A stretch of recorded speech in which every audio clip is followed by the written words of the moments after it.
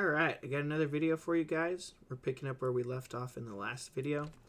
In the last video, we made it where the asteroids can break apart when you shoot them, like this. And how we did that was we added each one of them to a group, and we added them to the asteroids group. This time we want to make it where our smaller asteroids are able to get destroyed, and we also need to deal with a bug right here. We've got a lot of errors, and this error right here is it's not breaking our game immediately, but what's going to happen is if we don't deal with this error, it's going to cause our game to be really laggy, and there's a certain reason for it. We'll talk about that. Alright, let's first start off with finishing making it where we can destroy the little asteroids as well. Okay, so basically this is going to be a repeat of the last video in that aspect. Okay, so what we did is we went to our green laser, and the scenes I have open are my test zone, green laser, my large asteroid, and I even have a small asteroid open too. Okay, so we're checking to see if this is in the group of asteroids, and if it is, then it will be larger than or equal to 0, or you could have even used this line not equal to 1. Both of those would be true, and if those were true, it's going to find the parent and call the function damage and send it some damage, and then it's going to destroy the laser so the laser doesn't just keep flying and damaging things. Okay, so let's see if we can add our other smaller piece of asteroid into the group. So here are our asteroid parts. Each one of these asteroid pieces are sharing this script. They all have the exact same script. Now, right now, they are not all in the same group because we didn't add a group to it. So we need to put these smaller asteroids in the same group with our large asteroid so it can get properly identified as being the opposing team that we want to deal damage to. So I'm going to open up each one of these scenes and add the group to every single one of them. So right here I'm going to click on the top node and I'm going to add asteroids. Now it's very important that when you add this group, you add it and spell it the exact same way, asteroids. Oh, and look, I still have my yellow group there. Let's get rid of that. I don't need that. Okay, so my asteroid, this large asteroid is in the group asteroids. So whenever we're trying to damage it, we're looking for that. The next one says asteroids. So those are spelled exactly the same. So what you need to do is open up all the rest of your little pieces that you want to be on the same team, like this, and add them all to there. I'm going to pause the video and I'm going to add the rest of my groups and we'll pick up, and you can do the same. Alright, I finished adding mine to the asteroids group. One problem that I saw whenever I was in class was that the person added the group into the wrong shape, or into the wrong spot. Sorry, I had to go take care of a crying baby. Alright, so one of the mistakes that I saw in class was you guys were adding the group to the wrong spot. So right here, if you'll look right here, this is the collision shape, and I've added a group to it. You can tell that it is in a group by that circle with a square around it. That's the group symbol. You want to make sure all of your groups are on the topmost parent node. That's where you want to put it. So I'm going to remove the group from that one by hitting the trash can, going up to the top one, and put it in the correct group. Also make sure they're all spelled the exact same. Alright, so now all of my asteroid pieces are in the same group. Now, on my test zone, if I shoot one of these asteroid pieces, the smaller ones, it's going to immediately crash my game. And if you look, when it crashes my game, it's going to take me right to the problem. It's going to take me immediately to the problem. It's going to put a little green triangle next to it. And you can see that the function or the script that actually crashed my game, and since I've labeled each one of these at the top, I can tell that it was my laser that crashed the game. And the green dot says it crashed right here when it was trying to find the area and send it some damage. So this was trying to activate the function for damage.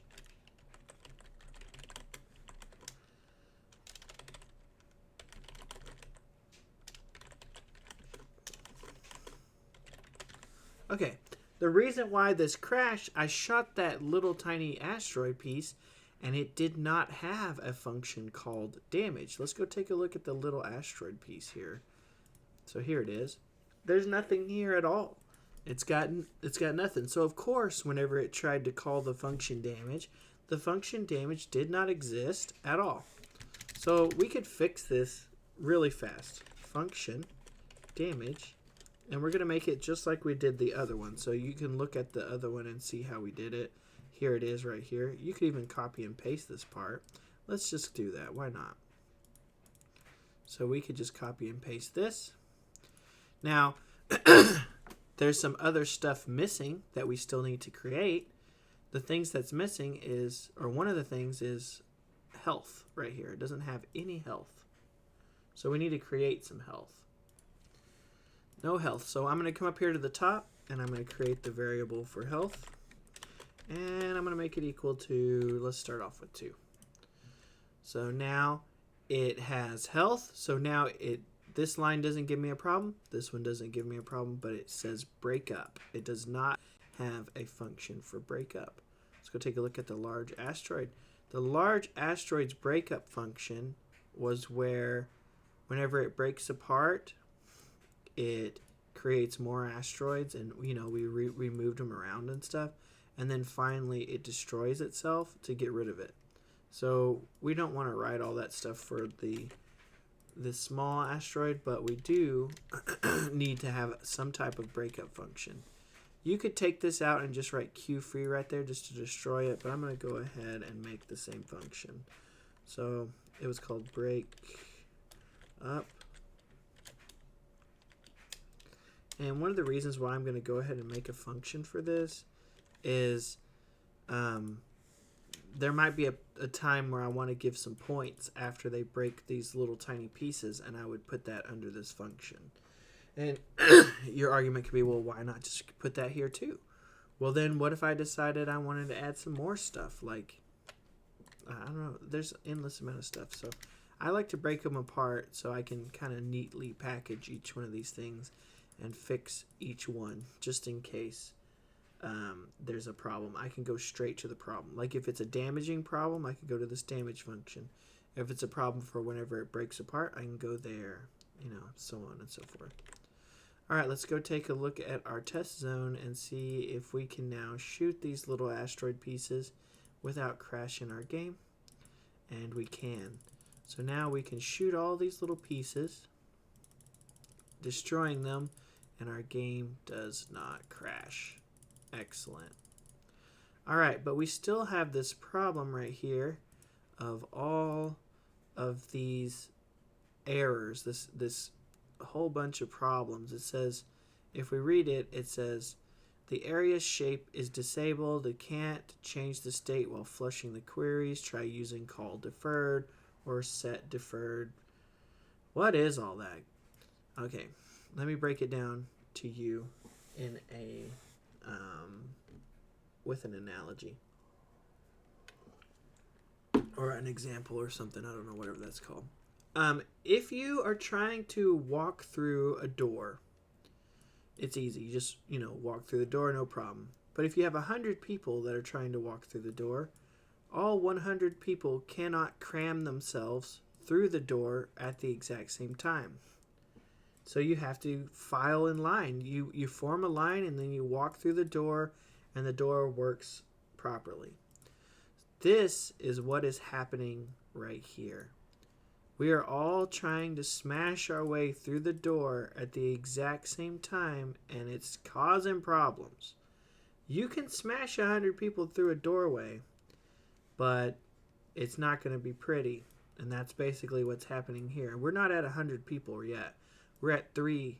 We're actually at 1. We're at 1 asteroid. When we shoot the 1 asteroid, 7 people try to cram through the door all at once. We need to tell the people to form a line, basically. So let's tell them to form a line. And how we do that is we're going to use this function called call deferred, which basically says, I want you all to go through the door, but take your time. Please don't smash into each other. Just go through the door in an orderly fashion. So here's how we do that. This just says slam through the door or just create yourself. Right now, add child. We're going to recreate this. So we're going to say, we still want to add it to the asteroid holder. And this time we want to use the method call deferred, which means create or do what's inside of these parentheses is what we're going to do. And what we want to do is we want to add a child. So it has a way of writing this. You can take a look at it. If you control click it, it'll take you to the actual it'll take you to the manual that tells you how to write it. And basically what it says is use call deferred, and then when you call each one of the methods, you have to call them as a string. A string is a set of words wrapped in parentheses. So you can see here that method is set or position. You guys know that one. And then finally, the last part is what you're actually trying to set the position of. So we're going to do something very similar for ours. We're going to need to put this in a string. So we'll say add child. Like that. So we're calling this add child. And what do we want to add? Well, we want to add the letter A. So I'm going to do comma A. Now, if you wrote yours in a way that's using the same variable, then you can just copy and paste it over and over. We use different variables on this particular video series. So we're going to have to actually put in each letter individually, which is fine. Doesn't matter. Okay, so it says add child A. And then I'm also going to add to my comment out here orderly or something in an orderly fashion, or when the computer is ready. So we're doing so much stuff all at one time is what's happening. And you want to make sure that the computer puts it in an order that makes sense, and that's what the call deferred is doing for us. It's saying, all right, go ahead and create this thing, but if you're not ready, don't break the game in order to add the object to the game.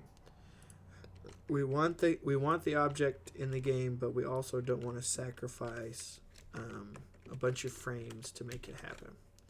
Okay, so what I did there is I just copy and pasted, and I need to change my letters here. So B, C, D, E, F, G, and I made an extra one. Okay, so there's that.